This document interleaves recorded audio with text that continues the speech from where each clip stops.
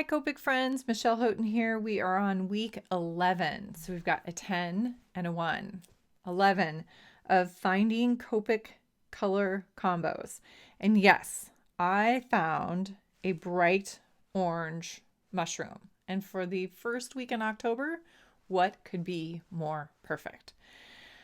I have no idea what I'm doing the rest of the month, but I had to do this one because I found it and I was so excited.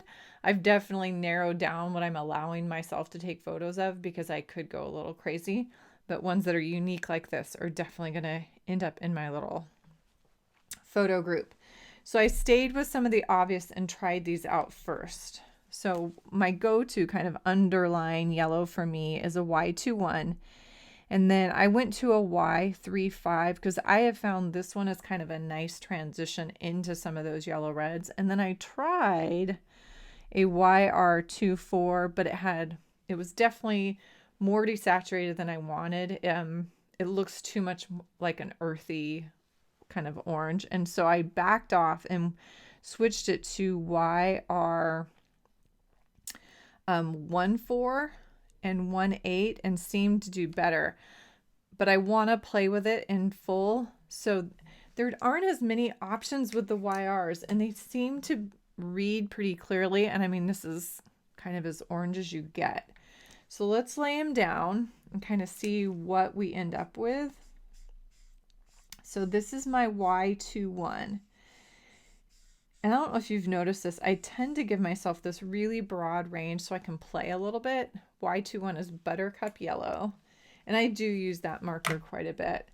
Y35 is the one I was telling you about. It's called Maze, and when I'm trying to do things that transition from a yellow, and really the yellow would almost disappear completely, but from that yellow into a yellow red, this is a great kind of in-between stair step. The next one I'm going to use is the YR14, and it's caramel. Now your lid might look completely different than mine. They changed this and it's actually more accurate than the old one that mine is. This is not accurate at all. So if yours looks different, it's still the same ink color. And then YR18. I don't know how to pronounce that. I'm not even going to try. Embarrass myself.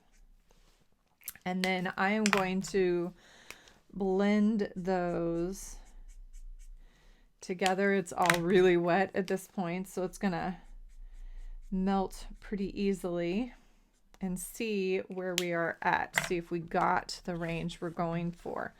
So really those yellows, it's right in the center where it kind of cups back down into, but then we immediately come out and we work out into this range.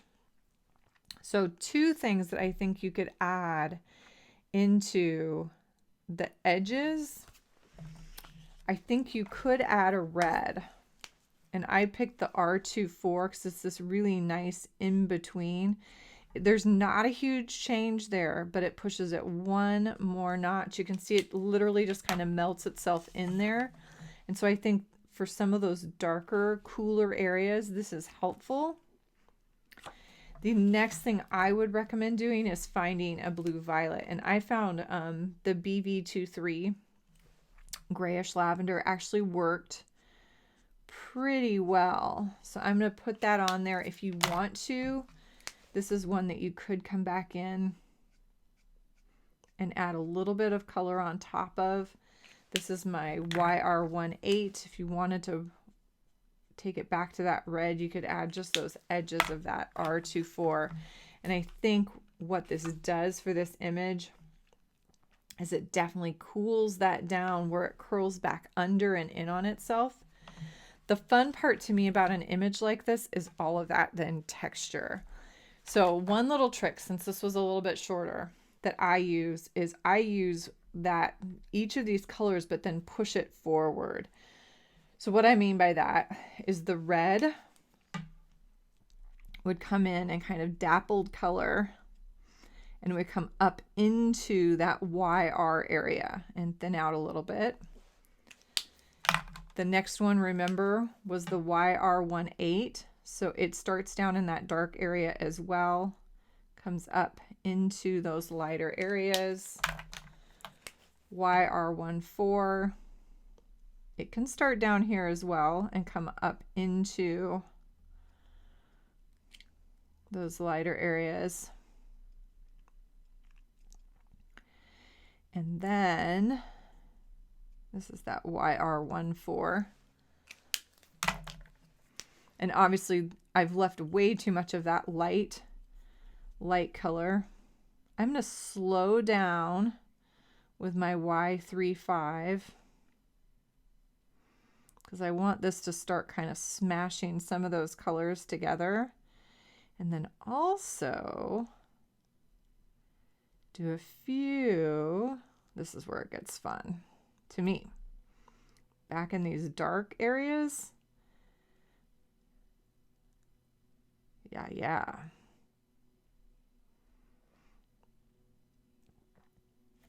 To kind of create that texture back here too. I don't want to use the colorless blender, but this is gonna get into that mottled texture, and then I can do the same thing with my Y21. Slow it down. Kind of think 1, 2, 1, 2, 2, or count to 3 if you're counting fast.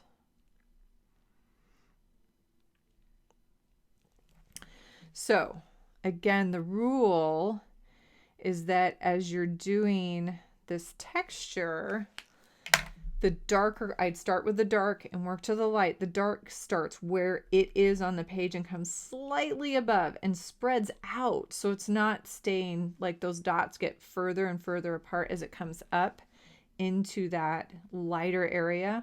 But like the R doesn't come anywhere past like the YR18. It might have 1 or 2 little dots in the YR14.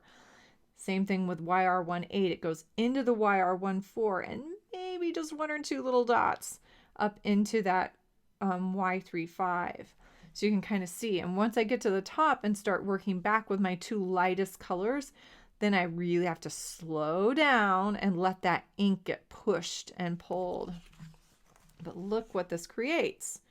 This fun mottled texture. There's all sorts of ways to do this, but I like sometimes doing this by hand myself. So, giving you guys some fun stuff to play with. Y21 goes all the way down.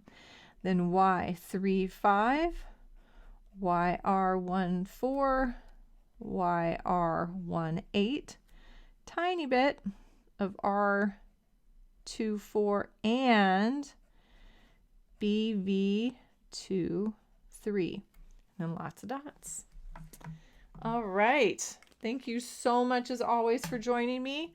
Make sure at this point I have all caught up. So I'm going to post these guys, the Finding Copic color combos, on my Facebook on Friday. It'll transition over Monday or Tuesday onto my YouTube channel, so you'll be able to find them both places. They have a little playlist, just all of their own. So those are there. Thanks so much for stopping by and checking out today's Finding Copic color combos. See you guys next time. Have a happy, colorful day. Thanks so much for stopping by and checking out Finding Copic color combos. Everybody out there, have a happy, colorful day.